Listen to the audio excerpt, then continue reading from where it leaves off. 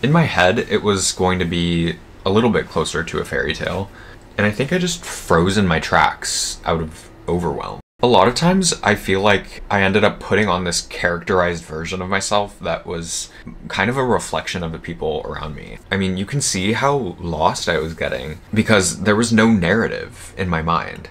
It felt like I couldn't name any clear purpose I had. Like, there's too much to figure out, so I just stopped in my tracks and shut down.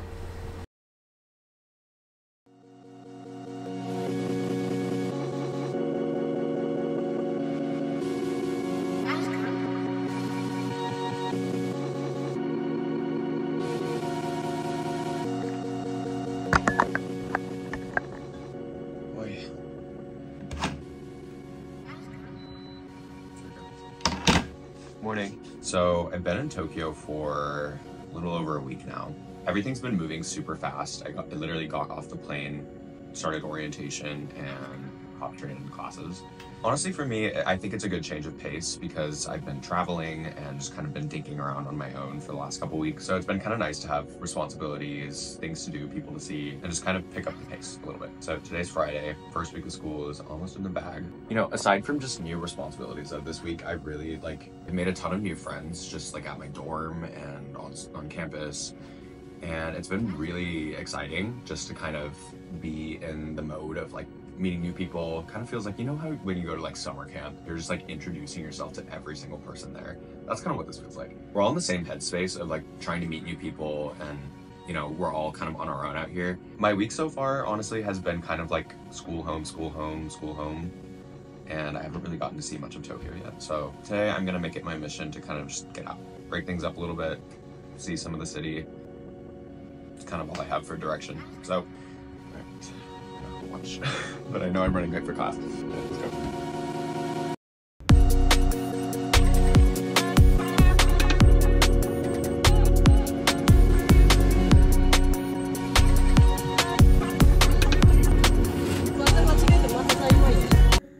Wouldn't it be crazy if you could create voiceovers that never would know?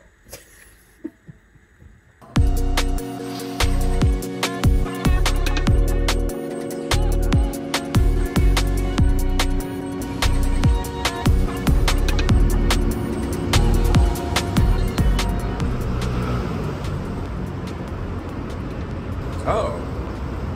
I didn't know what this was when I bought it, but it's like some sort of pickle.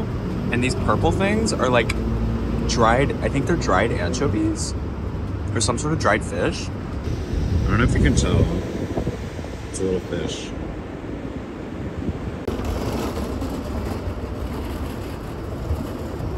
Hey, what's up? How are you? I'm good. Oh my god, what the fuck? Your pictures always look good. Thank you. Oh my god, I'm looking at your Insta, I'm like, y'all having the best fucking time ever.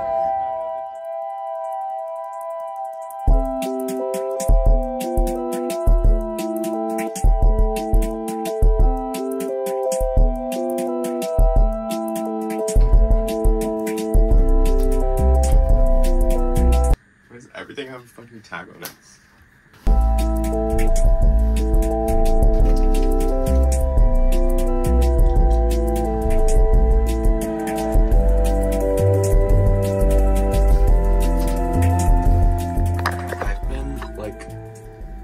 Sitting on my ass, just twiddling my thumbs, waiting for my camera to come in the mail. And it's like, it's driving me crazy. I don't know, I got the lens in. I'm just gonna say fuck it. It's iPhone time. When life gives you iPhone, I'm like iPhone 8. What? I don't know.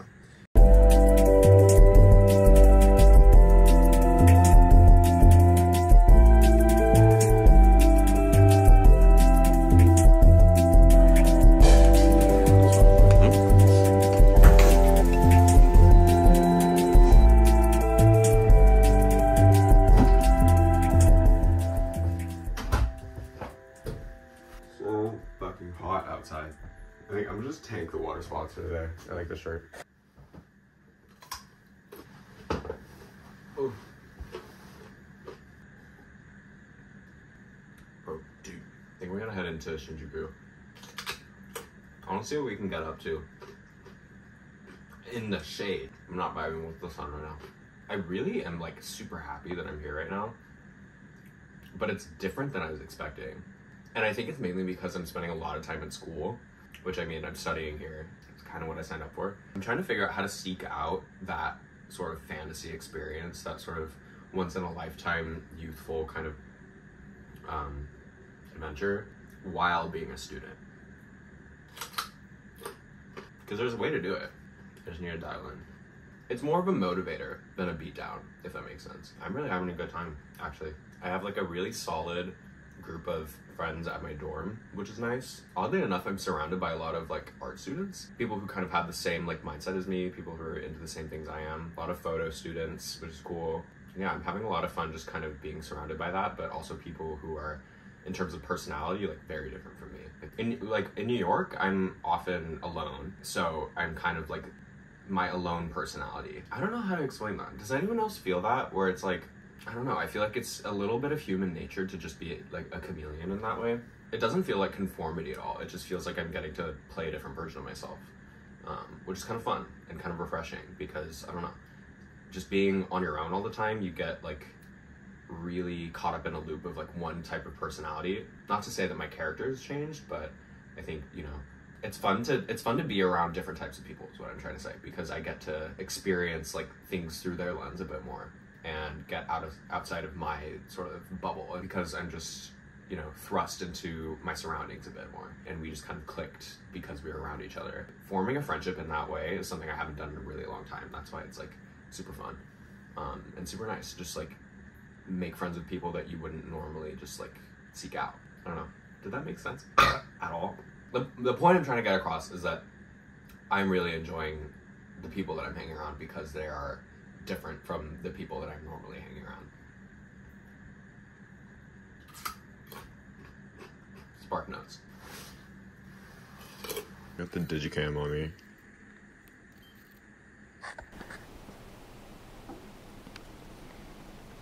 How are we looking? Yes. Alright, let's go.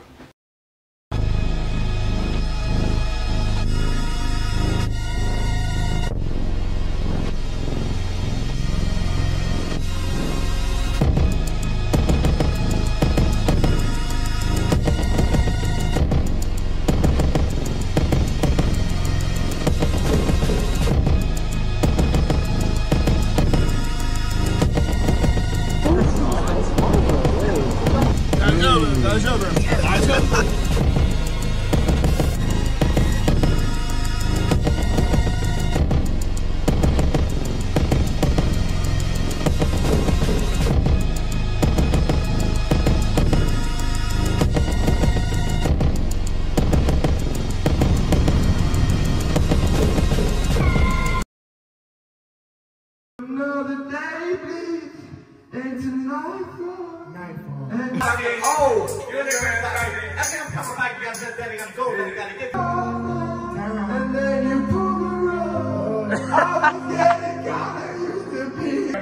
When it's my turn, when it ran up, love to explore that shore above.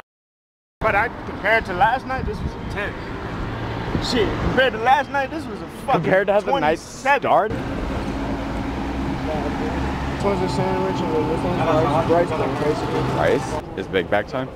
Fucking big bag time, yo. Like, this is fucking rice, bro. 500 yen? Archie's second kebab sando. My third. Is it your third? What? Not the night. Third overall. There's no way this was 350 yen. Yeah. What is that? Like $2. $2. No. Let them know what that fucking kebab tastes like. Bing bong. I think this is a nightcap. Mm-hmm. I think this is it for the night. Yep. Good night, y'all. Night night.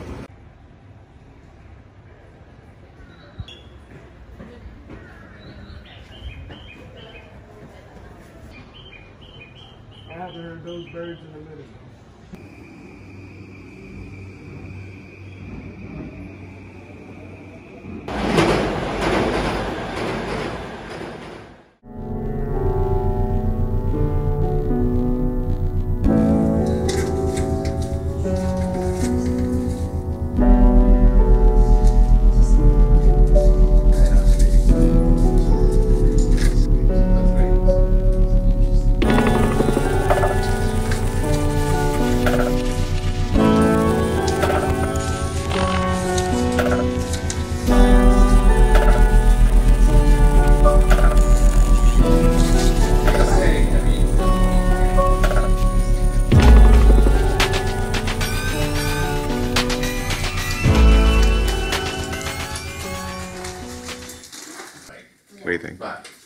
like it a lot. Can I center your name? Is it? Oh, thank you for catching that. That's so embarrassing. No. Like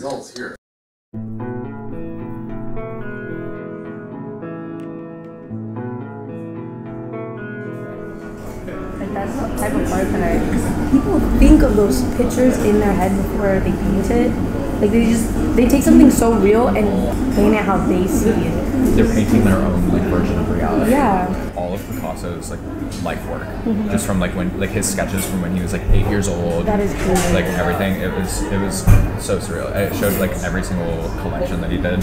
The color, it's just crazy how much color can make you feel the way that the artist was feeling in that moment. Have you seen, that reminds me, have you seen Warhol's collection of like tragedies? This is kind of like what I was picturing in my head for my photo project, because the color can like convey so much emotion. Right. Even in black and white, like having that blue kind of twinge just makes it feel a lot more like ghostly almost. Like the Queen, for example, with like the girl, the ears. Yeah. Yeah. Like that, it has like a completely different connotation in color and versus black and white. Yeah. So it's just like interesting how you can almost like manipulate emotion with like how you edit the color. Well, I need more of like a structure to mine, but what I wanted to do with my monochrome rainbow was basically convey psychological colors. Yeah. Like the color not being there, but you feeling the color. And then he started scribbling. He's like, "See, what color was this one supposed to be?" And I'm like, "Green." And he goes, "Oh, okay."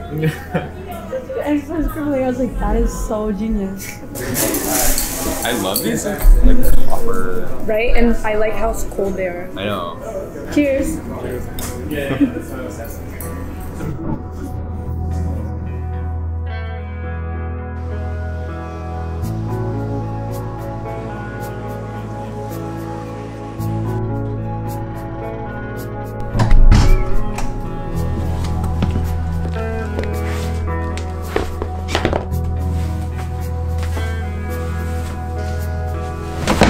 Oh my god.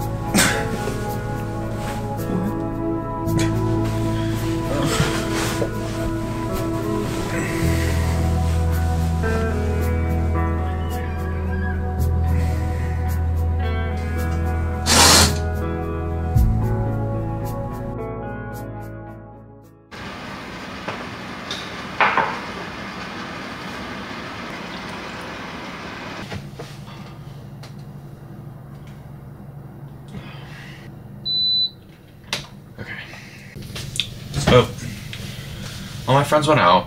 I'm just like, I don't want to say I'm burnt out at all, because I'm not, but like, I went on this whole rant last week about how I'm like fiending for adventure in Tokyo, but like, I don't know.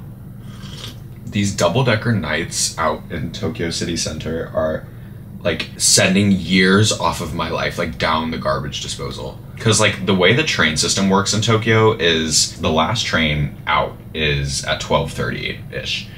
Throughout the night, there's no trains running. So your options are to get an Uber, get a taxi, or stay out until the first train, which is at 5:30. So considering I currently reside roughly an hour outside of Tokyo city center, that means we get home around like 7 a.m. after a night out. That, like, doing that once a weekend is like a lot already. Doing that once ever is a lot already, but doing that twice a weekend, 2 weeks in a row, I kind of just like, I needed to tap out. I think it's also a little bit of a full circle thing. It's just like, okay, it's not that I got it out of my system, but I kind of just like checked the box, and I don't feel the need to overdo it or So tonight, I think, all that's in the cards for me is just quiet time, face mask, maybe watch a movie. Oh my god, that sounds so good right now. So good.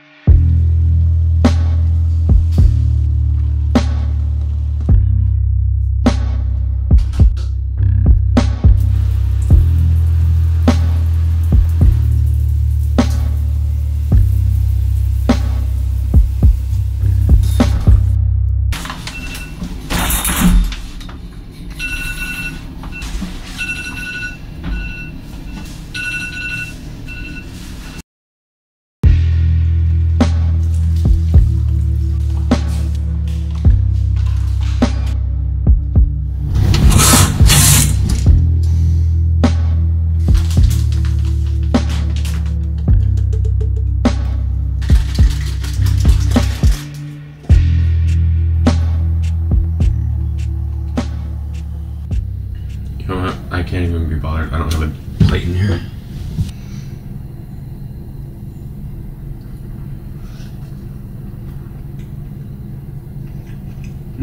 Today, how am I feeling?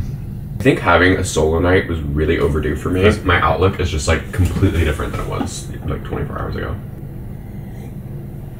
For me, you know, I think since I'm so used to being alone, I'm not really in the habit of setting aside, you know, a chunk of time to decompress and gather my thoughts introspectively. I'm coming to realize that I require alone time to function at any level.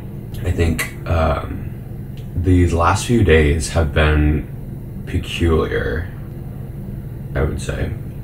It's weird to talk about like rough patches while you're in them, I guess, but I think since I've had like a moment to just step back and put things into perspective after some alone time, I'm kind of questioning, you know, how much I'm taking care of myself and, you know, just trying to be like very mindful of that. Again, everything has been very fast and busy these last couple weeks. I don't know, not to just like sit in front of a camera and state the obvious, but I think especially in the environment I'm in right now, it's a beautiful thing. I just need to make sure that I'm on top of my game and not slipping up in terms of mental health and like physical health and, you know, recovery status.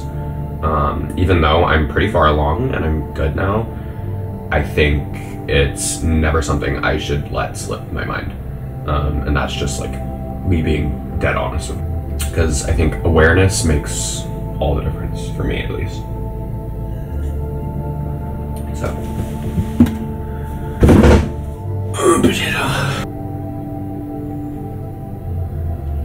So today's plan, I think I'm just gonna ride out the pace of the weekend. I kind of like just, you know, slowing down a bit for now. I'm gonna head into the city and check out a museum because my photo professor is hosting a field trip right now. And I think being surrounded by art is something that always kind of like resets me and aligns me a little bit. I hate museums. I literally hate museums, but I don't know. Something about it just sounds like really nice for today.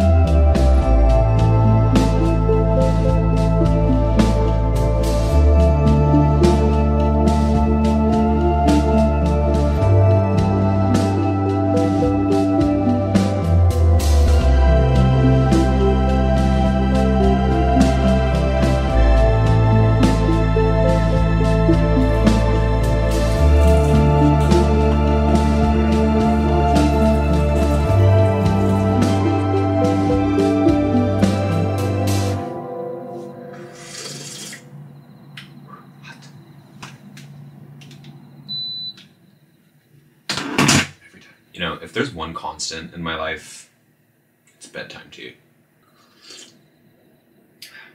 It felt unbelievably nice to just see something green today. I've kind of only been hanging around like Shibuya, Shinjuku, and like my school area and like Setagaya, and it's obviously all concrete, so it was super nice to just see like some greenery, some of the most beautiful shrines and temples up in Ueno, which none of that was on my agenda, but I'm really happy I stumbled upon it because, I don't know, it's just what I needed to see today, I think. You know, I've been thinking a lot recently about my purpose as an artist. I don't know if I want to say it's a perspective shift, but it's kind of just like placement of perspective in kind of what I'm doing in terms of content. So while I was traveling in, you know, like the first leg of this trip when I was like Singapore, Taipei, Seoul, I was reaching that point of just like burnout. I started to think like, okay, once I'm done like documenting this trip, I just need to like stop for a month and like really assess what I'm doing right now. Because what I was creating it became a chore almost. And that's not to say it wasn't fun to do. It wasn't exactly fulfilling in the way that I kind of need. You know, I'm an art student. I'm currently studying visual arts. It felt almost like a disservice to my passion to keep making this like mindless content, if that makes sense. I don't regret any of my content. I'm proud of all of it, but I just feel that I have a lot more to bring to the table than what I have been.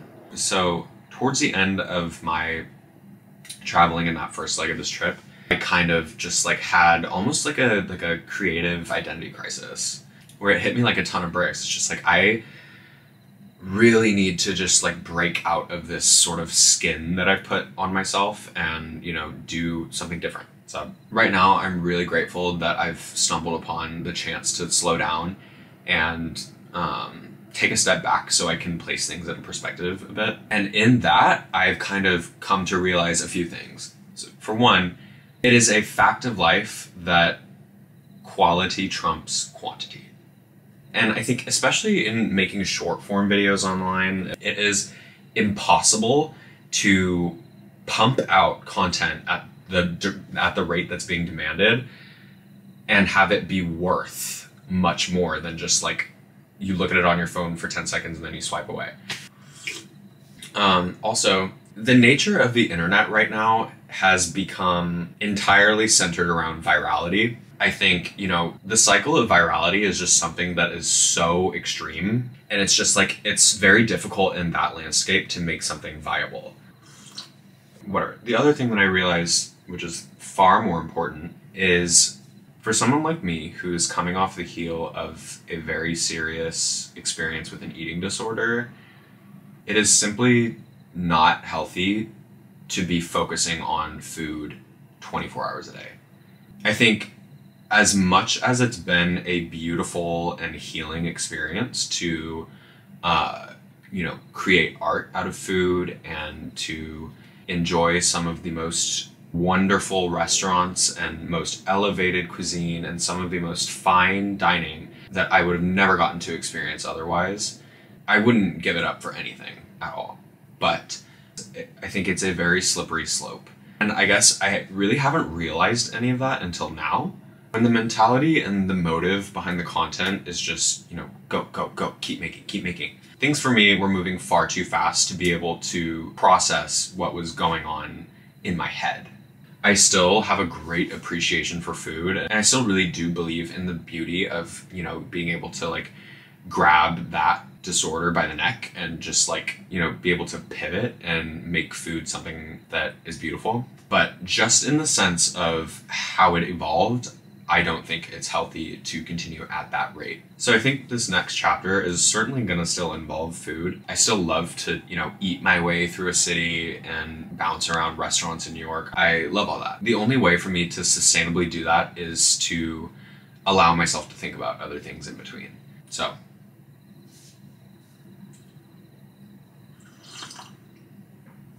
those are my thoughts on the day.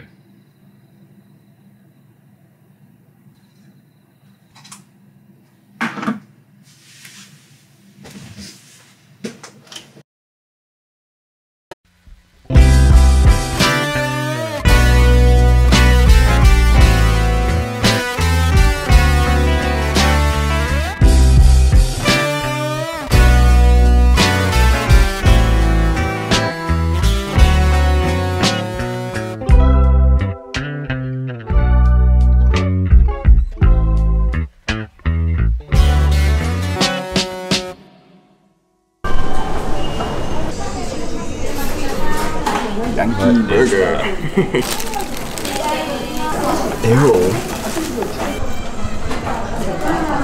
Thoughts? I'll eat anything on a bagel. Okay, that's actually me too. It looks really like soft. Yeah, it is. Yeah.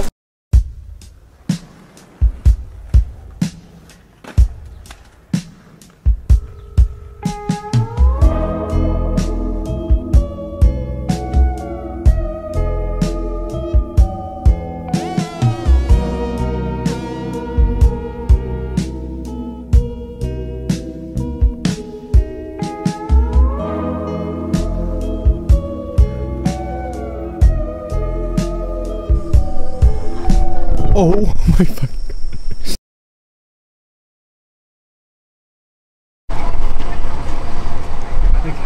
Yo, wait. Let's go say hi.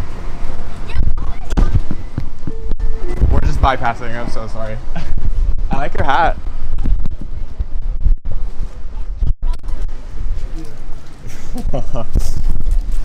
It's actually insane. Like that's not real. That can't be real. That was Kanye West. That's crazy.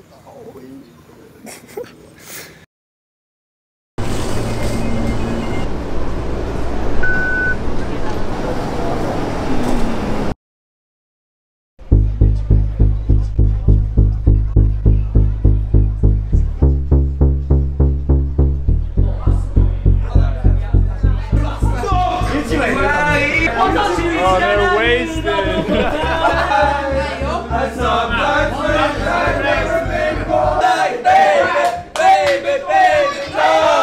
I do about you now. Oh no. Baby, you're gonna be the one. Again, but help. Go. Delete.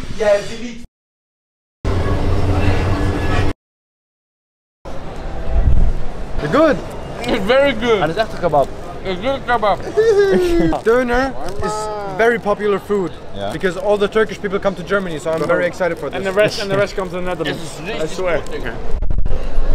Some in Germany. I think even more in Germany.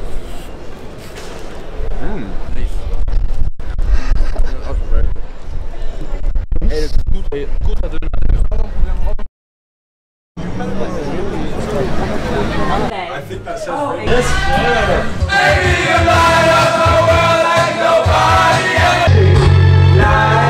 There's something wrong with my life. It's hard to say that I'd rather stay awake when I'm asleep. Stay queen, young and sweet. White ain't nothing but a day. That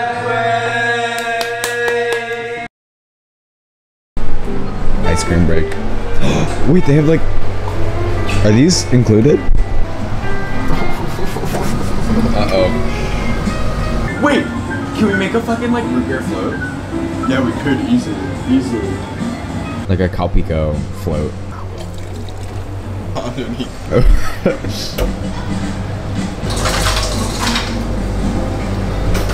Oh, I tried to make it like sexy.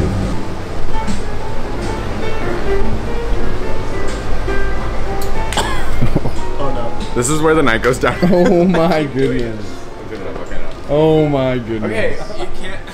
Oh my goodness. Bro, okay, how do we? Oh my! This is the How do we mess do you've it? made. Is there a right way to do this? Well, I mean, you're pushing that. What do I do then? You're supposed to just drink it. Oh my goodness. Can you fucking? Are you guys seeing Oh my this god, you mess? guys. Okay, we're trying to make like a root beer float, but it's like a Calpico float. Yeah. It's not working though. I'm making a fucking goddamn mess. Look at this. Making a fool out of myself is what I'm doing. Here, wait, you guys need to get some spoons and try this. Nobody's stopping. Yeah, exactly. If nobody says no, Like it's free. good, right? It is good. With the soda. Yeah. Oh, I see a mess. I don't know what you're talking about. That's a figment of your imagination. Oh no, I don't see it. That is good. right? That is good. Yeah. You gotta finish that now. I gotta clean this up is what I gotta do. Yeah, there's napkins there. The entire time we've been you, we've been fighting stereotypes. We don't want anybody to. No, literally. Kojia? Well, yeah, Kojia Station is where we're going, but I think the actual city is like almost close. Oh, that's where we were today. Yeah, we saw Kanye today at the. Like, look at. There's Kanye on the photo that I took. Oh, no. Wow. Way. And the rest of them. No way. Yeah. Like all the kids? Yeah, it was Chicago Northwest. I don't know the other kid's name, but. That's crazy. We literally Only saw people. like we saw his like titanium key. I should have shouted. So mad. Yeah. And I was like, oh my god. Jared. Yeah, Jared. Nice to meet you. What was your name? Archie. Archie. Nice to meet you. You guys enjoy your night. Yes, be you too. safe, have fun. Yeah.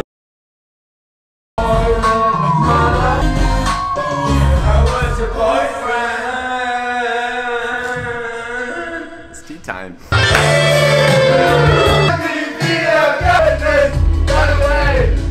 Oh, but it's the best part. That's the best song ever. It's literally the best. Literally the best song ever.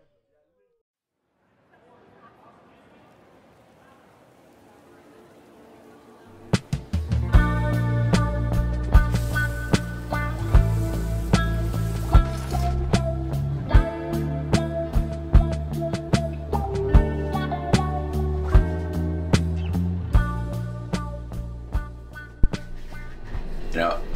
Uh-oh. Well. Oh. Morning. Honestly, I get a fair few questions on skincare.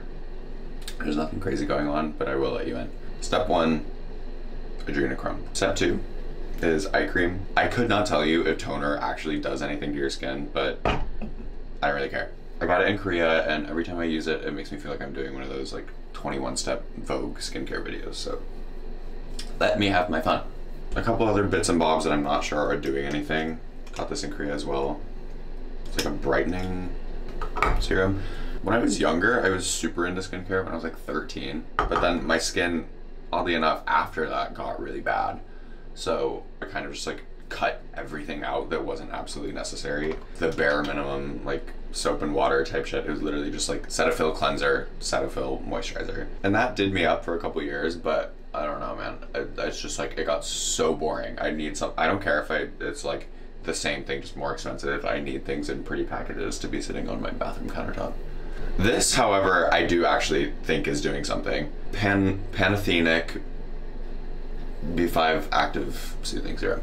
Do you know that girl on TikTok who makes videos about skincare and she's like such a homegirl? She's like yelling at you through the screen. I like her and I want to look like her. Anyway, she made a TikTok about this and I was in a card swiping mood, so I bought it on Amazon and I do actually think it's doing something. My skin feels very like elastic and like brighter, I think. Moisturizer, this is kind of just a random one that I got in Korea as well.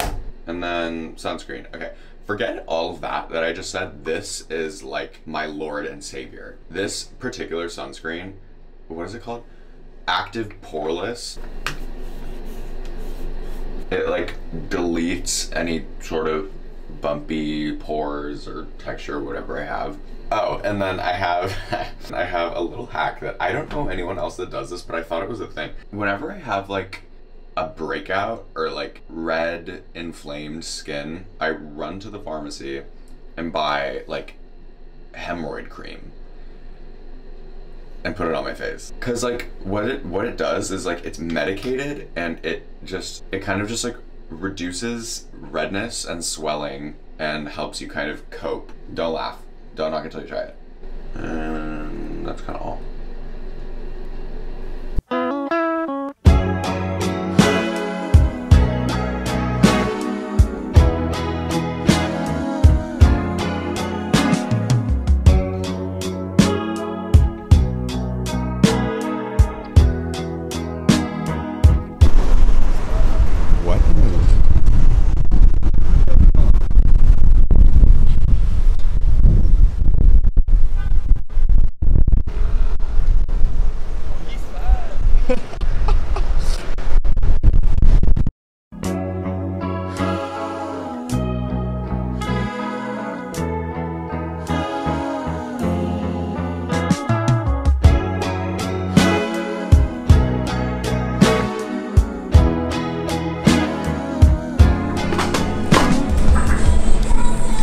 What are you doing? I'm breaking it up. breaking them up. Just eat it. Just eat the fucking egg.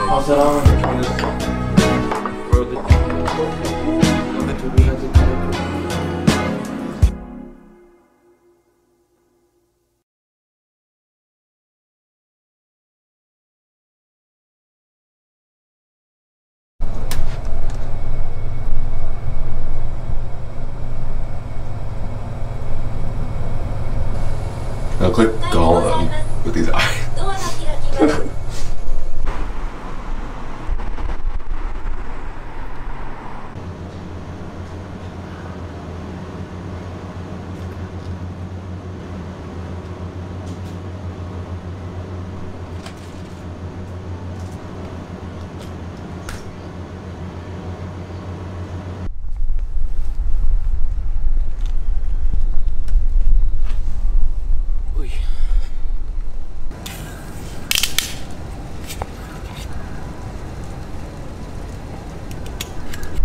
Well, I decided yesterday that I want a tattoo. What better place to get a tattoo than in Japan, right? I'm like living out my Yakuza fantasy right now. I've never been against getting a tattoo. I just feel like I only really want to do it when it's an impulse decision. I don't know, something about just like impulsively changing your appearance is like, it makes so much sense to me. I get so bored of having the same identity for too long. It's just like, eh. These days, I feel so much more youthful. I don't know, for the longest time, it was kind of my trauma response to just become a hermit and like black out. I wouldn't venture to say it's a phase of rebellion, but more so just like slicing open and breaking free from the like shell that I kind of put myself in. So it's more of just like a middle finger to the inner old man that I've been kind of embodying. It really started in the last like 2 years of high school for me. When we went into lockdown, I just like completely shut off, and you know, something in me just aged like 60 years. You know, I just didn't care. I didn't care about being an artist anymore, and I didn't care about being expressive or fun. And I don't know, now that I kind of have a little bit of that back, I want to take advantage of it and remind myself that I enjoy being, you know, a little bit loud and colorful, even when my personality kind of contradicts that. Oh, people are coming.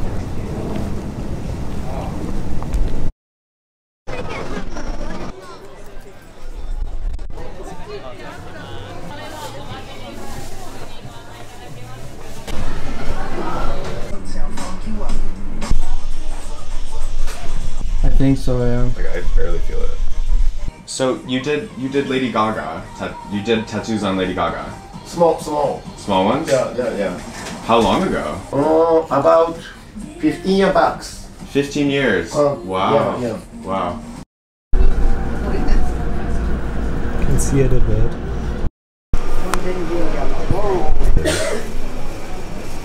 Mew Lord. Wait, how did you even? I just turned it. You just turned it? I just flipped it. It looks so good. Thank you. No, I'm not the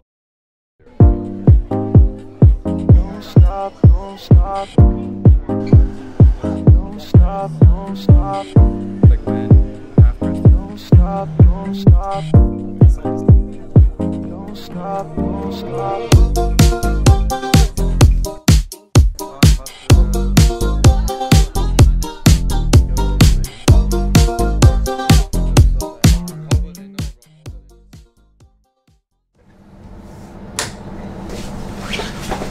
I already know.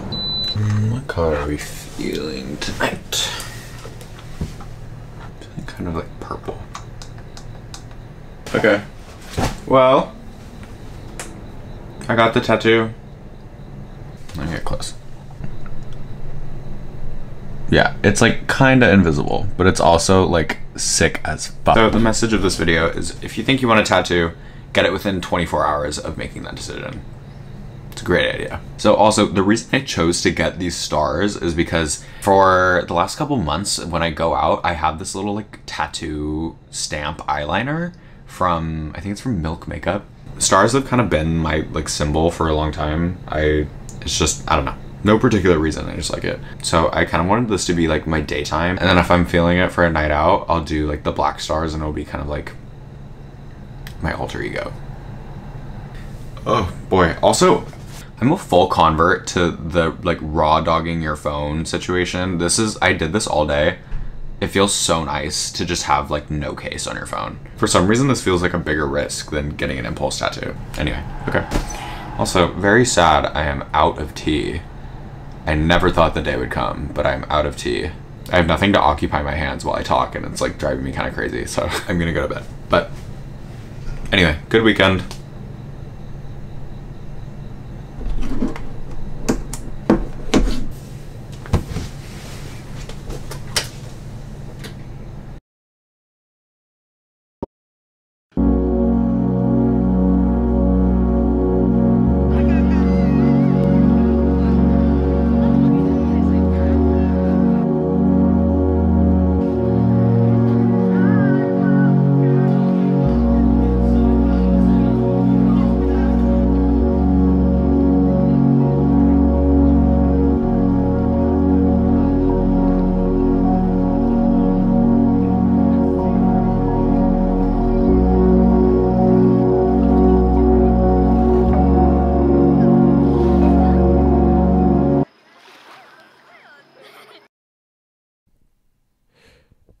It has been my dream to live in Japan since I was maybe 11 years old. We visited Tokyo, just me and my dad, and I immediately fell in love with the culture and the art and the lifestyle. It just sort of clicked in my head, like I have to find a way to immerse myself and absorb all of this for what it is. And because of that, I think I set such high expectations for myself living here. I romanticized it so hard just thinking of how Tokyo was this like electric wonderland where I could completely detach from the things that set me back. And it was a complete fantasy for me.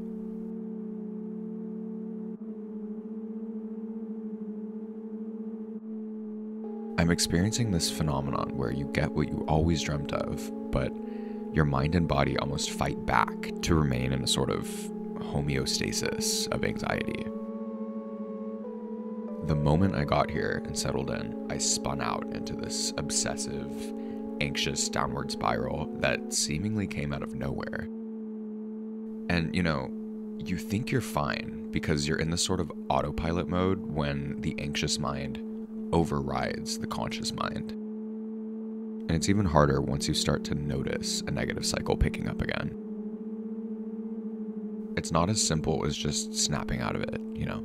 There's always a period of being conscious of your anxiety and feeling almost like prisoner to it.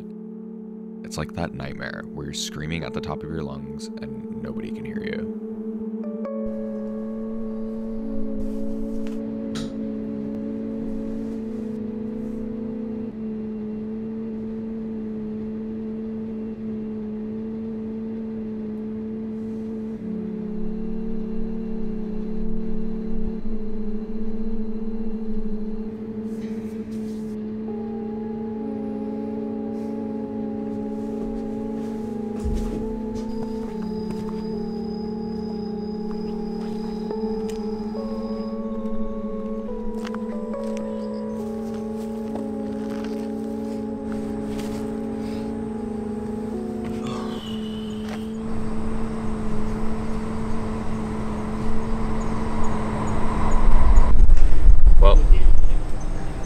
Feeling kind of defeated right now. Like all new and exciting things, there's a honeymoon phase, and I think I'm just kind of reaching the point where things are settling down and I have to kind of process what I want to take with me. Things are just moving really fast and it's hard to like keep up. I think I've just been in go mode and I feel so much pressure from myself to be on all the time. And that I think has inadvertently resulted in me just being less self-considerate. It's so hard to remember that my instinct is to self-destruct. Anyone who struggles with mental health can relate to that. You have to make a very conscious effort to work against your brain. And it's hard. It's hard to remember that all the time. Most of what I'm going through right now is in my control. Easier said than done, but it is true. The most I can do right now is to just be mindful of that and take some time to power down.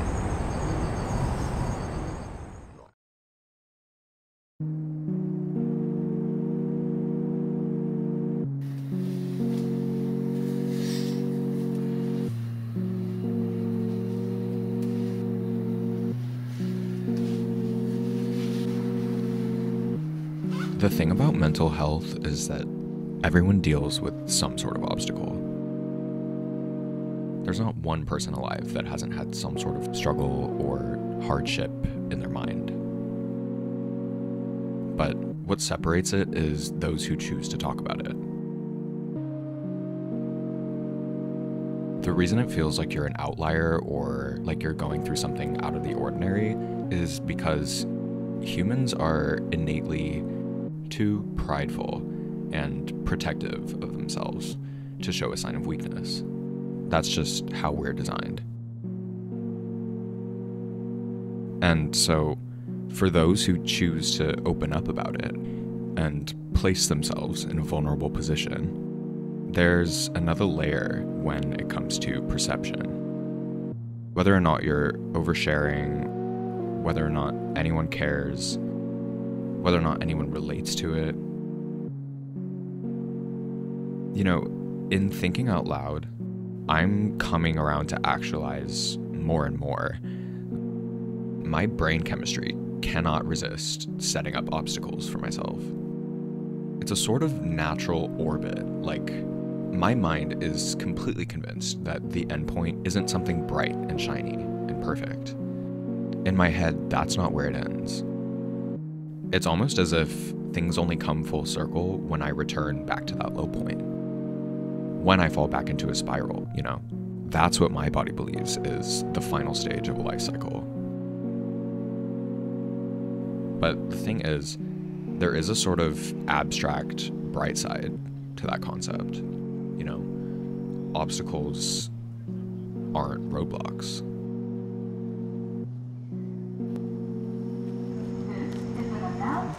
From the Meiji Jingu Shrine Office. Thank you for visiting us today. You know, for some reason, taking a couple of days to create space has just really neutralized my perspective on everything. I feel like I've been actually able to hear myself think. I don't know, I somehow just felt a lot less isolated than I did before.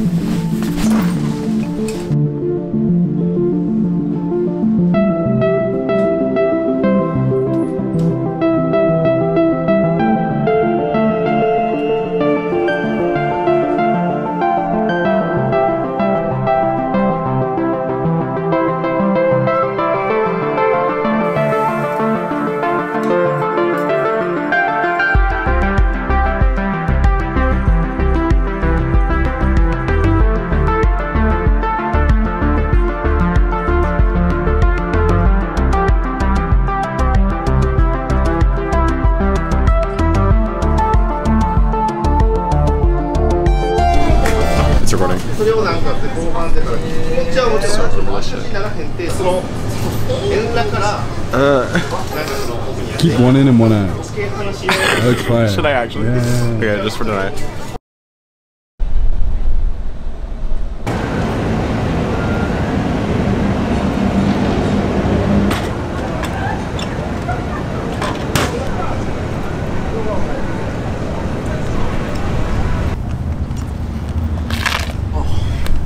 Well, hello. I'm hoping that this weekend is just gonna be, I don't know, a way to like really reconnect. And I think it's fun to just like feel, you know, excited about travel in that way, even though it's not like a crazy extravagant trip. Something about travel is just like thrilling, no matter the scale. So.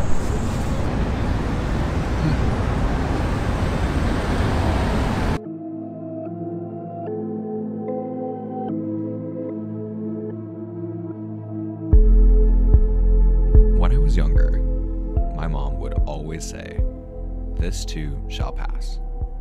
And it's something I would roll my eyes at, because in the moment, it somehow feels like such a slap in the face. You know, that sort of cliche, easier said than done type thing, where it's like, yeah, I know, this too shall pass is just stating the obvious. But as I get older, I feel like stating the obvious is something that can really simplify your perspective, especially when you're overwhelmed with anxiety and nothing makes sense. I am only 21 years old, but in some ways I feel like I've lived so many lives. I've cycled through so many seasons and transformed so many times, and it's built me up sort of brick by brick. But each time I shed my skin, I've learned to make a conscious effort to not forget what I lived before. The tipping point for me is stepping out of my body in a period of darkness. Reaching into my past and my traumas to figure out what I did to move past them. That's the only way for me to survive. I think a big part of growing up is accepting that life isn't meant to be this glowy, warm, perfect thing all the time. However it is that hardship manifests in your life, and however painful it may be, and even though it's very much stating the obvious, it's critical to remember that these things are designed to be pushed through, and the entire point is to get to the other side a little stronger.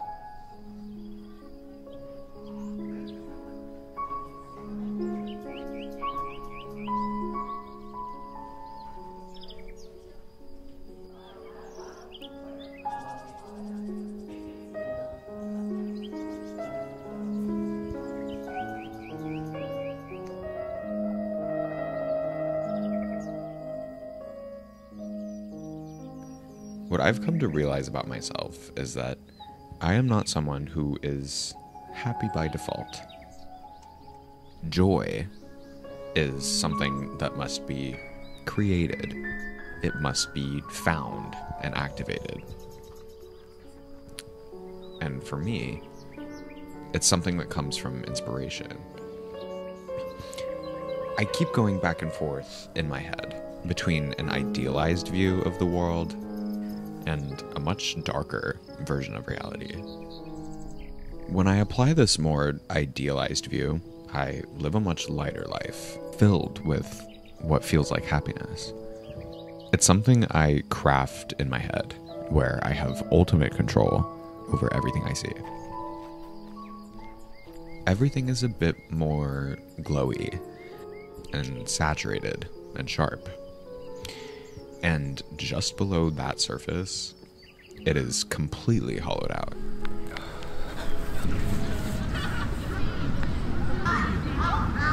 Something I'm growing hyper aware of about myself is that my outlook, my perception of the world that I walk around in is something that is constantly changing. Sometimes I feel like the most dramatic existential philosopher whose sole purpose is to riddle and ponder like the intricacies of human nature. And sometimes there is not a single thought passing through my head. The world is just a beautiful and simple place, and all I'm supposed to do is absorb and appreciate that. For me, this chapter in Tokyo has seen this cycle of perspectives flip-flopping all over the place, and it's like every other day, I cannot decide what I think or how I feel. And I've come to a point with the voices in my head where it's like, I just need to breathe. I don't need to be all consumed by determining the meaning of this experience while I'm experiencing it. That's not how it's supposed to work. You're supposed to embark on the journey, taking it in for what it is, allowing it to affect your future however it may when that time comes. I think treating my experience as a means to an end is counterproductive. I only have 3 more weeks here, and the logical side of my brain does not want to let them go to waste for the sake of indulging the emotional, anxious, existential side of my brain. You know, I was weeping on and on about losing this romanticized version of Tokyo in my head, but in this moment, after acknowledging it, I don't really see much of a problem in looking at Tokyo as a mystical, magical place. And I'm seeing now, the only reason I lost that is because I chose to. All I want to do is neutralize. Allow myself to be a bit more mindless. And I guess just let the picture paint itself.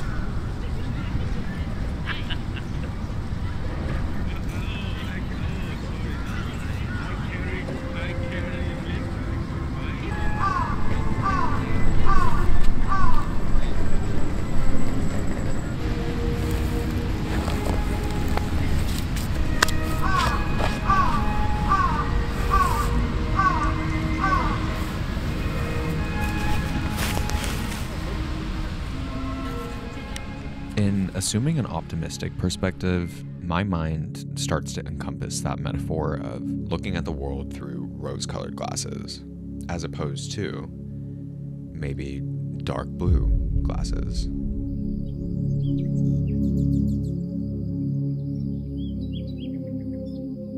On the contrary, I look at the world around me in a way that feels colder, more stripped, desaturated. What I see lacks an irrefutable color palette. The spaces between color are so gray and difficult to make out in the moment. And the only option I have in that moment is to absorb it all and render it out in my head later. It's a slower process of understanding what's happening in the world around me, whether or not I like it, whether or not I understand it, whether or not it makes me happy. And the thing is, when I end up actualizing how I feel in that stage of post-processing, there's almost a twisted sense of fulfillment, a feeling of accomplishment after walking directly into a cloud of fog and being able to find a patch of clarity.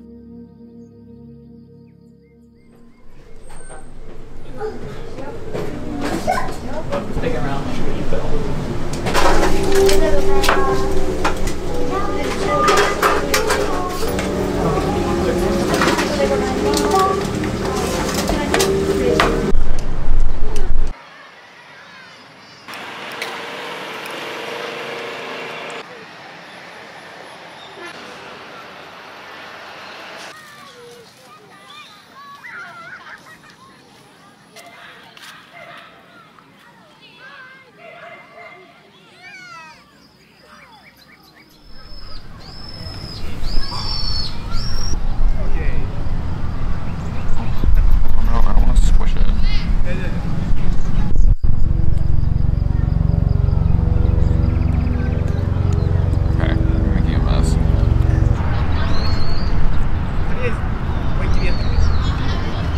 Oh my god.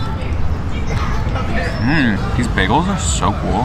This one's like a lemon apple pie situation. I don't even know. It's so good.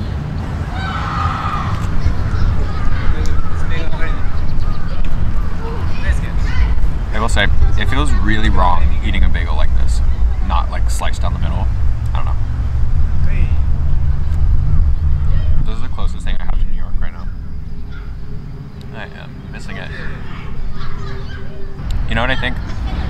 think I've fried my brain from philosophizing too hard.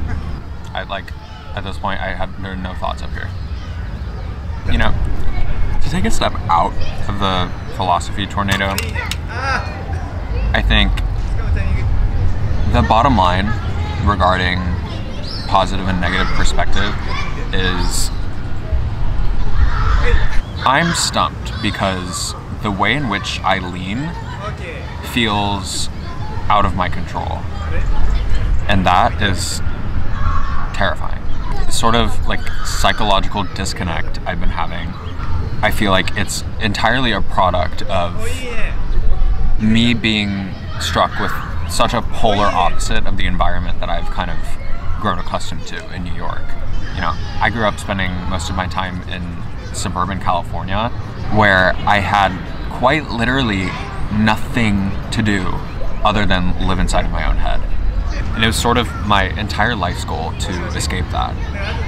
And now I'm back to living in a suburb where the way I see everything around me, the buildings all look the same, the streets, the stores, everything feels like hollow.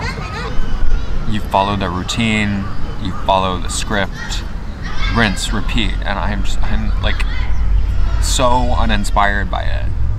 And I get frustrated and blame it on myself because I'm angry with the fact that that's my perception of what was meant to be a dream come true. With the loss of control, I've somehow completely lost sight of the option to put back on the rose-colored glasses. There's just been a shift out of balance, and that's what knocked down the first domino, I think.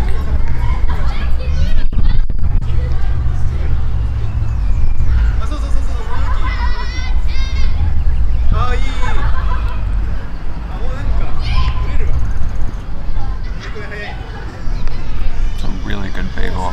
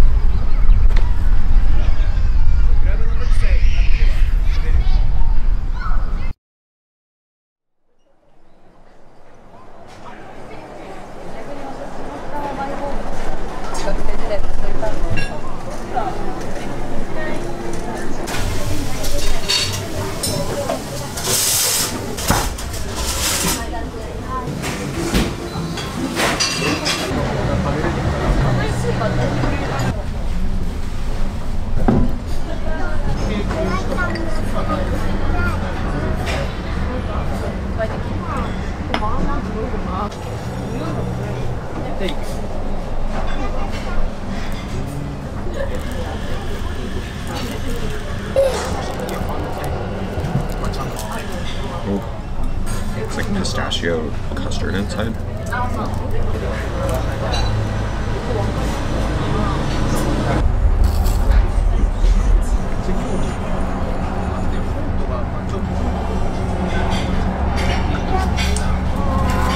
I've been feeling really invisible lately. I feel like I've started to drift away from my personality a bit. In part because I've been existing kind of in my own head, but also because I'm feeling a bit disconnected from everything I'm surrounded by. And it's nothing too particular making me feel that way, which is kind of the frustrating part. There's no one person suppressing me. There's nothing weighing me down. But it feels like the only person who has a shot at grasping what's going on in my head is me.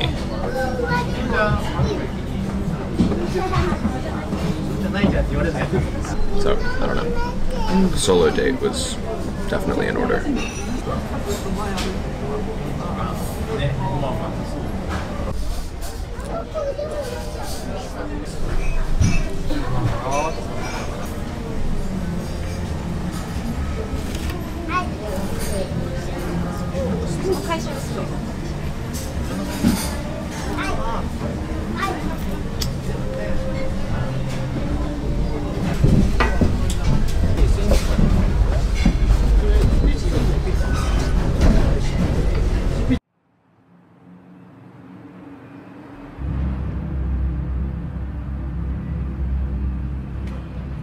I believe that control is superficial. It's a mechanism. And in taking a perspective that by nature goes beneath the surface level, it's a complete sacrifice of control. I think subconsciously, the outlook I shapeshift and conform to is the outlook that gives me the most control, or at least what feels like control. There are periods when life feels impossible without a sense of community. Having other people to make me feel seen or heard or understood. It's like being alone is the worst possible thing, and isolation is my greatest fear. Because what am I without other people? What do I have to offer if not to offer it to other people? And having a bigger pool of energy surrounding me provides a sense of fulfillment. And then there are also periods where I can't imagine wanting to spend time with anyone else. I'm estranged and I don't feel understood, or I'm too much of a burden. I'm the only one who can make any sense of my thoughts and my character. If I'm alone, if there's nothing passing through my mind other than my own thoughts, nothing in front of me that I didn't place there, nothing crossing my path other than what I let cross my path, I have ultimate control. But then, I don't always have control over my thoughts. I don't always feel at peace in my mind. So, I seek safety in other people. I filter my thoughts through them. I structure my path through their lens. And I do everything in my power to run away from the version of myself that I have no control over. What's funny is the idea of control is something I don't actually have control over. I've been in a tug-of-war battle with OCD and an eating disorder for my entire life. There have been periods where engaging with a destructive and militant voice in my head is what puts me at ease. And it's like a power trip because I have the ability to override my system's natural programming of telling my brain what my body needs and how I'm meant to supply that. I have the power to dismiss instinct and to refuse my body's innate way of surviving because I said so. And on the flip side, I've experienced the same power trip in a completely opposite way, where having full freedom is something that feels almost identical to having full control. If I'm convinced in my head that nothing can stand in the way of being one with my body, of being in harmony with my nature, if I truly believe that at my core, there's no chance of an intrusive thought getting the best of me. As a being whose mind and body are one and the same, the power is in my hands, not in the hands of this other voice that thinks it can speak louder than me. So the point I'm trying to make is the anxious mind employs this cycle of constantly changing perspectives, constantly swinging in and out of control, and questioning the legitimacy of feelings. The anxious mind does everything possible to punch and swing and run away at light speed from the thing it fears the most, which is itself.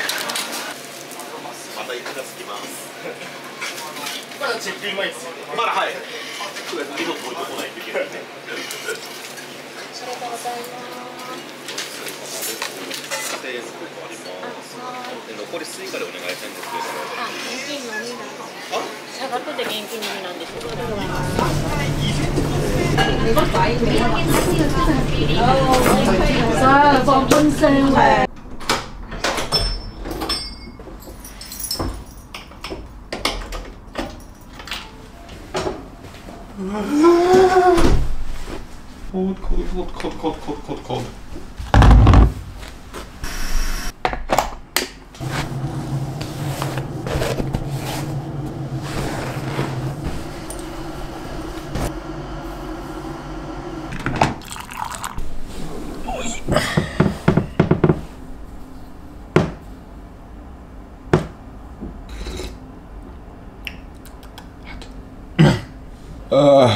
Well, I finished my finals early, and I had a couple days to dink around, so I took a little last-minute trip to Hokkaido. And it's really cold. I haven't been able to decide if it's a blessing or a curse that it's been so warm in Tokyo this whole, like, fall, winter. It's been in the, like, high 60s. So now that I'm up in Hokkaido and it's like 25 degrees, that's like, it's a little bit of a shock to the body. Yeah, so it's hitting me now that I only have like a week left in Japan, which is kind of hard to wrap my head around. I don't know, these last few months have been really all over the place and super transformative. I haven't even begun to process, you know, everything that's gone on in my head. So that's kind of like just dawning on me now that it's kind of coming to an end. I guess something to think about. The camera just had an aneurysm. I'm gonna set you there. Anyway, yeah, I'm excited to be in Hokkaido because it's kind of like the mecca of sushi, seafood, ramen in Japan, things that I'm known to love. So yeah, and since it's winter and snowing, my agenda for this trip is eating, maybe walking around a bit, looking out windows, eating some more. And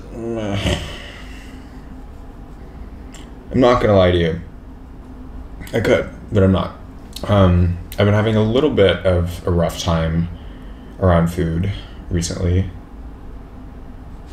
I don't know. I tend not to talk about stints of mental health struggle in real time because it's really hard to make sense of them. I'm not gonna get into it, but I'm not gonna pretend it's not happening. I'm doing my best to talk myself into a better headspace. It's not really that simple, but I'm only here for a few days, so it kind of has to be that simple.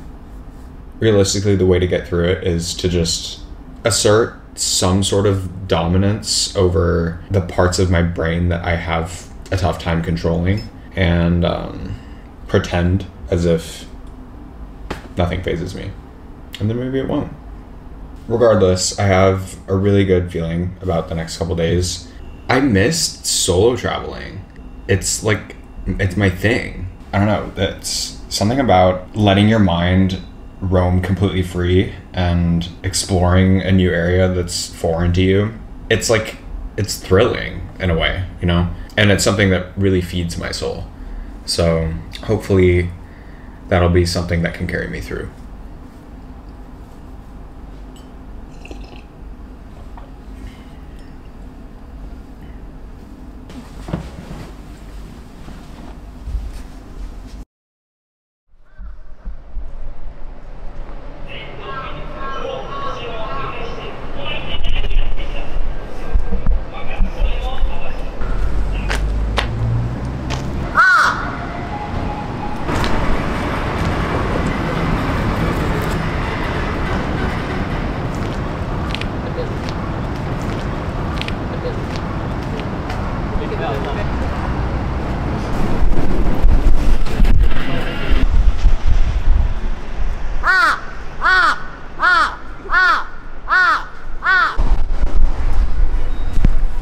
The bird just landed on my head. Okay, now he's following me. Okay, I feel like I just got like cursed or something by recording at that shrine. Oh no. Oh no.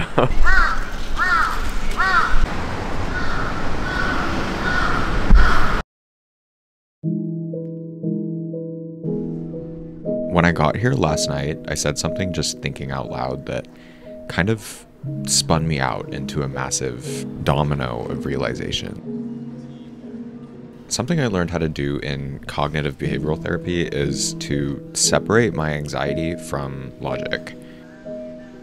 And so, while I've been growing conscious about slipping into bad habits, I had to make a very objective, logical choice about how I want to experience the last few moments I have in Japan.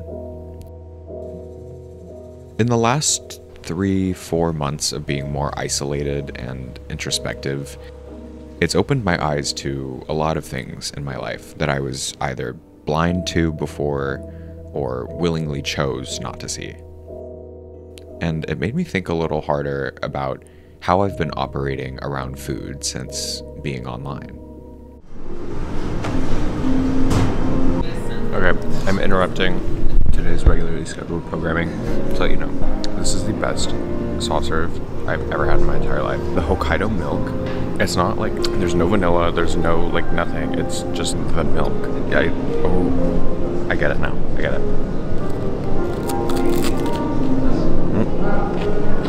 I'm a happy camper right now. I don't know, maybe it's just the mental hurdle to jump over. I think I'll be alright.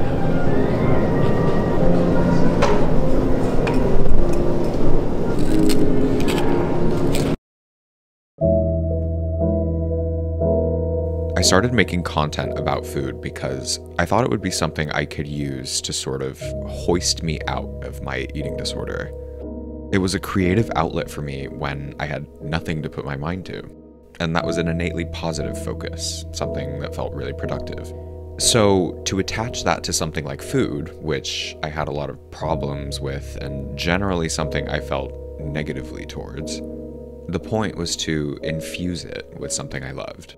And I kept telling myself that it was part of this original idea of liberating myself around food and treating it like art. But I didn't realize it was still controlling me, just in a different way. And it was all to paint this picture and prove I could do whatever I want. And I'm not even sure I believed it myself. It always ended up leaving me feeling really empty. And so, circling back to the notion of pretending there's not a problem as a means of getting past it, I would put on this costume the moment I woke up every day, and the truth became very blurry. In a lot of ways, I've been tethered to this technicolor version of myself, and I can see now in the past, I've subconsciously tried to speak through the facade, and it feels so dishonest in a way to be selectively telling a story and then going on to show a false happy ending. This coping mechanism of an imagined world where I'm on the other side and it's all behind me and I'm a success story. And it's just not the truth.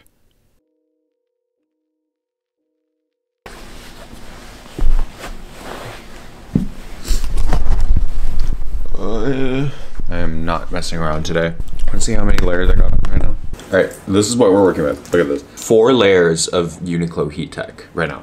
Undershirt, second undershirt, third undershirt, fourth sweater, top layer sweater, jacket. Oh, and then I'm wearing literally the like tights, and I'm still freezing. 2 pairs of socks. Oh, and then gloves. These are also Uniqlo Heat Tech. Yesterday I had like a full-on panic attack because these heat pads that I bought literally don't work. They just don't work. I started to like, when I get too cold, my brain just kind of powers off and I like completely dissociate. That's kind of what I was dealing with all of yesterday. My brain was completely filled with air. I don't know. Is that the ones that stick too? It doesn't work. I'm gonna try again, but I don't know. If it fails again, I might just like D-word from hypothermia. We'll see. All right. Time for a day trip. Yep.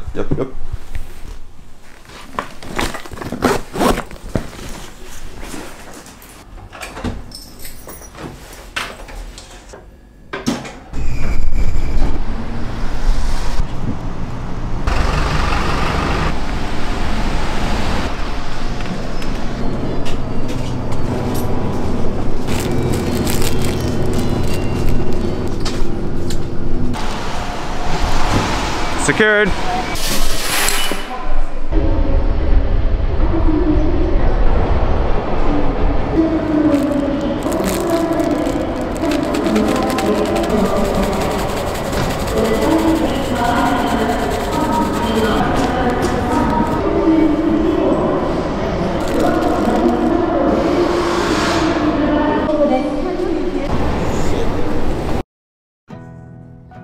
Traveling alone has become a real escape for me.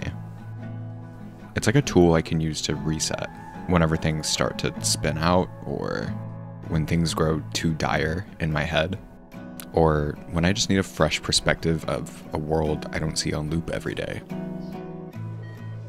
Being completely alone in a place you've never been can seem incredibly daunting. You're entirely vulnerable, but independent at the same time. The whole experience is in your hands, which is liberating, but also overwhelming. And traveling alone is something that definitely takes practice, but once it clicks, you are open to some of the most eye-opening, profound life experiences you will ever have.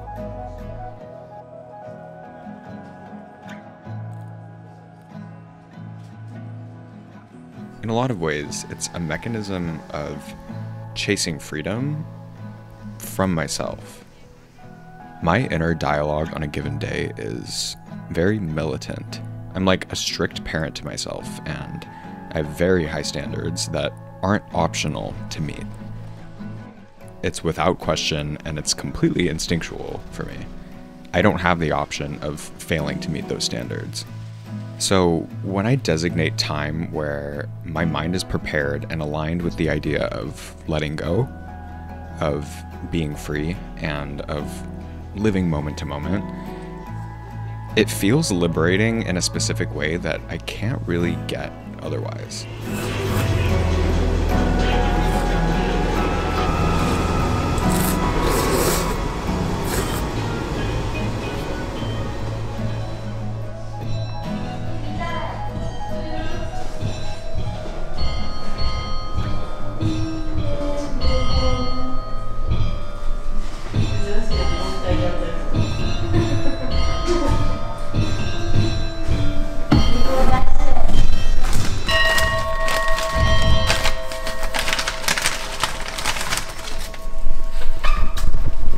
This like apple pie cheese Danish I just got has like really turned my life upside down.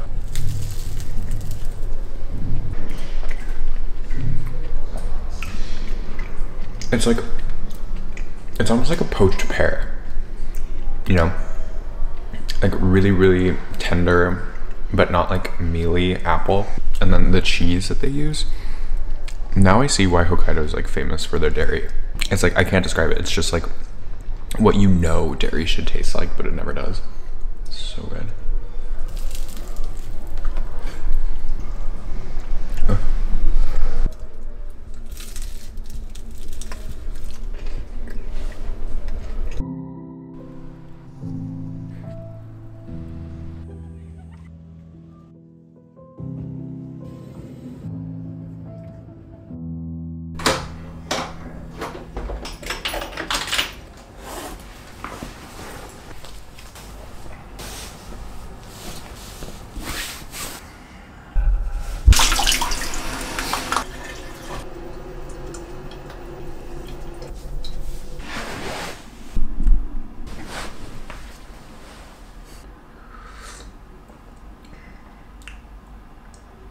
Long day.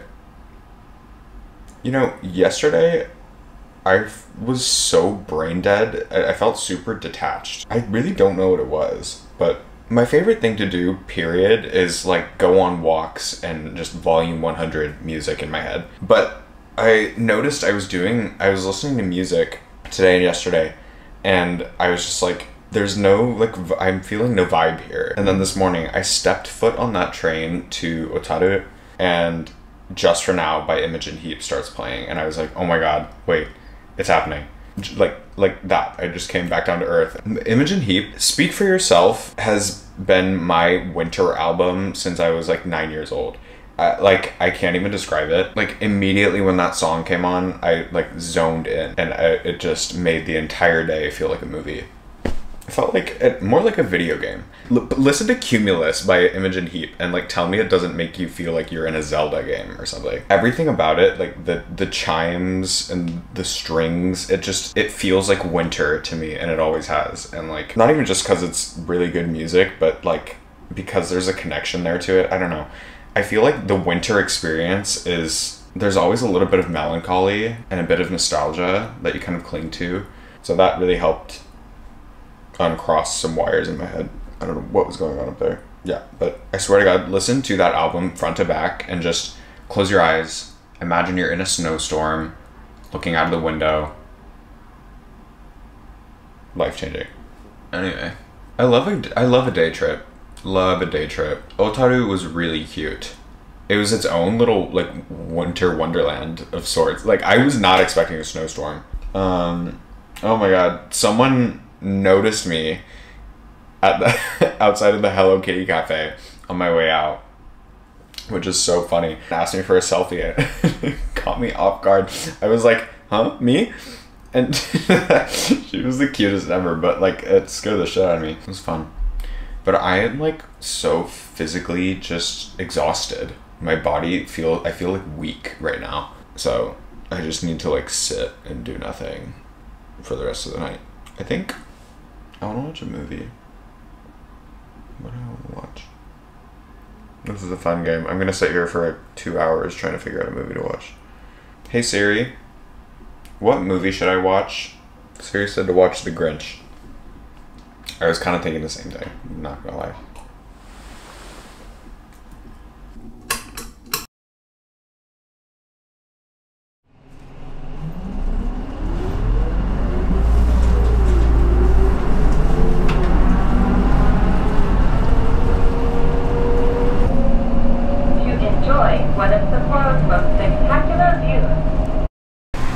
Okay, I just spent maybe 45 minutes on a bus going in the wrong direction. Looking at Google Maps right now is like giving me a serious headache. Now it's saying it's gonna take an hour to get there. What? I'm just walking. I'm gonna walk around the mountain. I'm gonna hit a little speed walk and try and boost my metabolism because I am literally shivering me timbers right now. Holy Christ.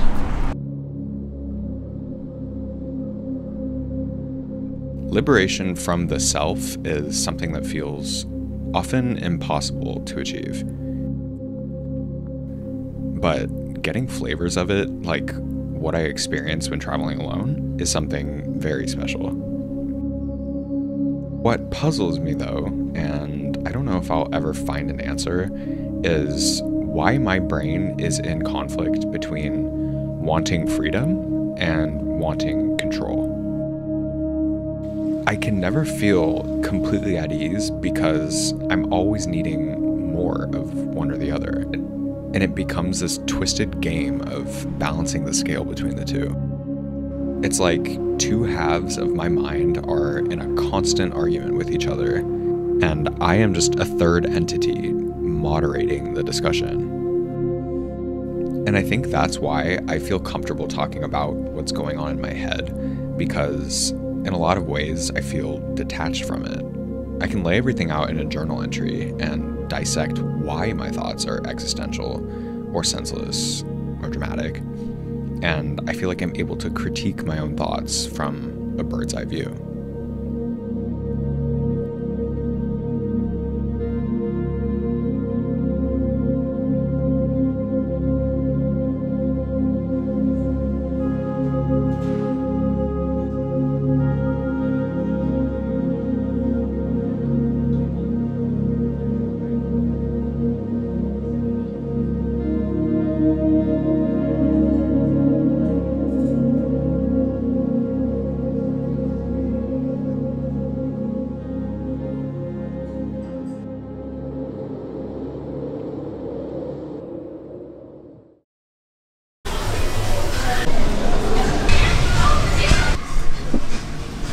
I don't know if I can like make sense of it.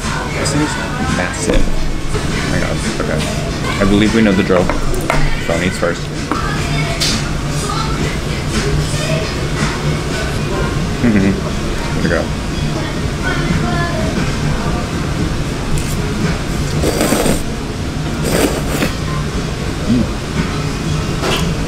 Whoa. Okay, the broth is so rich, it's almost like a sauce. Let me see if I can like show you what I mean. It's literally like a sauce. It's so thick. The like Sapporo style miso ramen is ridiculous. I'm being watched like a hawk right now, by the way. Anyway. Wow, what a wonderful last day to the trip. I think I've successfully backtracked from where I was mentally when I got here, and I'm really proud of that. After a while of just going through the motions and being in my own head through, like, pacing through routines, it, like, I start to completely lose myself in that, and I don't know, I think solo traveling really helps me get back into, like, a clear headspace. In a vacuum, my trip to Hokkaido was flawless. Like, everything went really smoothly. I got to see everything I wanted to see, and yeah, I'm really happy I did it. I almost didn't. I almost was like, being all mopey in my dorm, but like, yeah. I don't really have much else to say. I've just been kind of vibing and exploring this whole trip, so. What is this?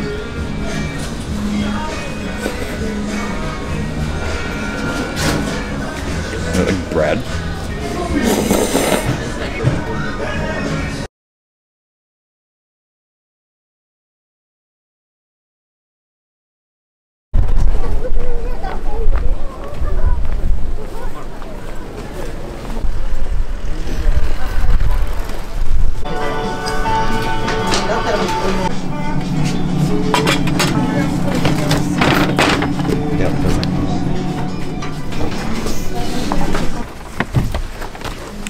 Oh my god, this place has been probably my favorite place that I've discovered in Tokyo. I'm gonna miss this bagel so much. Yes, I brought a knife. Gotta come prepared. Oh, look at that. Oh, stuffed. It's stuffed.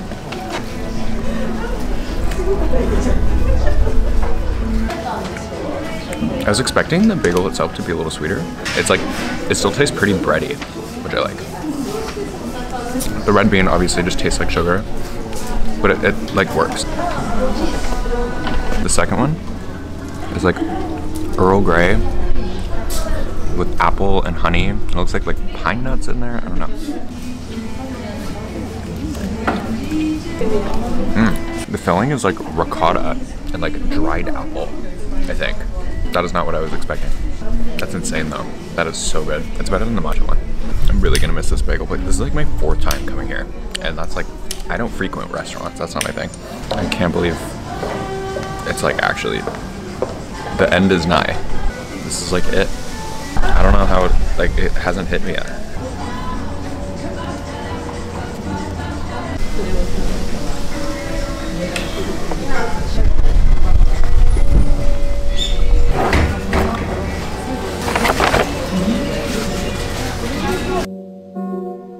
Through this project of open-ended journal entries, where I'm just airing out the most dramatic version of my thoughts with no filter, I've been able to really place things in perspective and crawl my way out of a pretty dark spiral.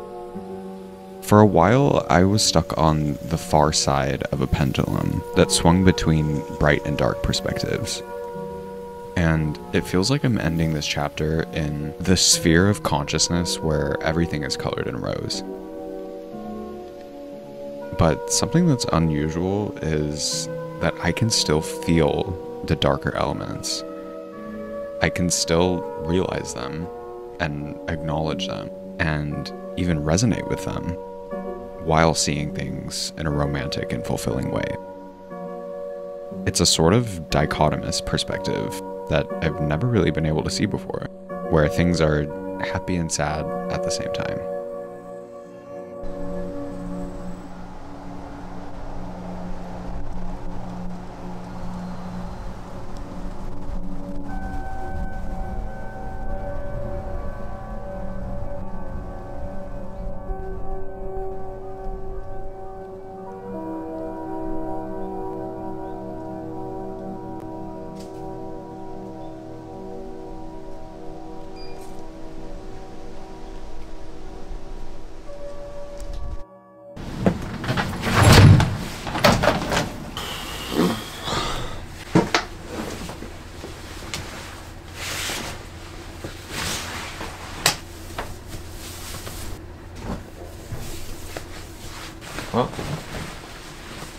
this is it.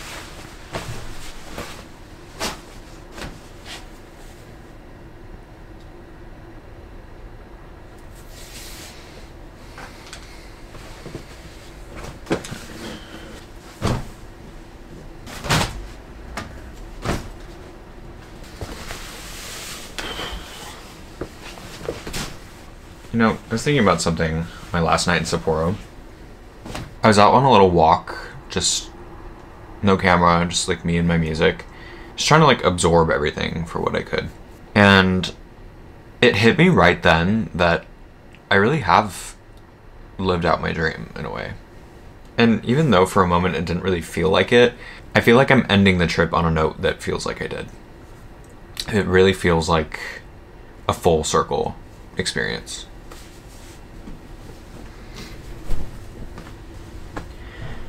When I first got here, I think I was faced with a massive adjustment period that I was just like simply not prepared for. There was a change in pace and a change in atmosphere and a change in environment, and it was also blunt that it hit me like a truck. And in retrospect, I'm realizing how towards the end of last summer, I'd finally reached a point with my life in New York where I really started to feel like I had everything figured out. Like really in that last couple of months, I had like just started to come out of my shell after being on my deathbed, not to be dramatic. But I had to put a hard stop on everything in my life because I was so sick. And I was just barely starting to feel like myself again. So coming to Tokyo was kind of like a complete reverse card in a way. And I just suddenly had to figure it all out again. In my head, it was going to be a little bit closer to a fairy tale. And I think I just froze in my tracks out of overwhelm. And I don't blame myself for that at all, really. A lot of times I feel like I ended up putting on this characterized version of myself that was kind of a reflection of the people around me. Like what I was chronicling in that time frame, I was just kind of going through the motions and having fun, sure, but I mean, you can see how lost I was getting because there was no narrative in my mind, like no depth. And I think because of that, I lost a lot of confidence in my identity. It felt like I couldn't name any clear purpose I had because it was all so foggy. Like there's too much to figure out. So I just stopped in my tracks and shut down. And so it feels like the question now is whether or not I'm gonna have to do that all over again when I move back to New York. Like, am I just gonna pick up where I left off, or is it just the same cycle of having to figure everything out all over again? I don't know. Really just don't know. I guess what I do know now, in being able to reflect on my last couple of months here, the true value of my experience will unfold in my mind over time. I think that I've done as much as I can to truly just take everything in while I'm here.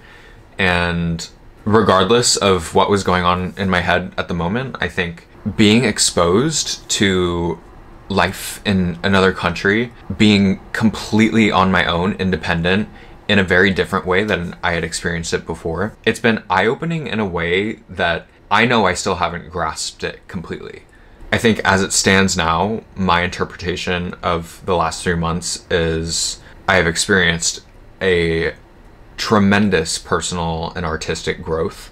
I think I've been able to find a lot of aspects of my personality and identity that I might not have discovered otherwise. And I'm just overall really proud of the character arc. Overall, I think I just feel pride in what I've accomplished here. And I'm happy I can see its value, even though I might not have my head wrapped around it completely. Does that make sense? Anyway. It's been fun. It's been fun. Well, Goodbye.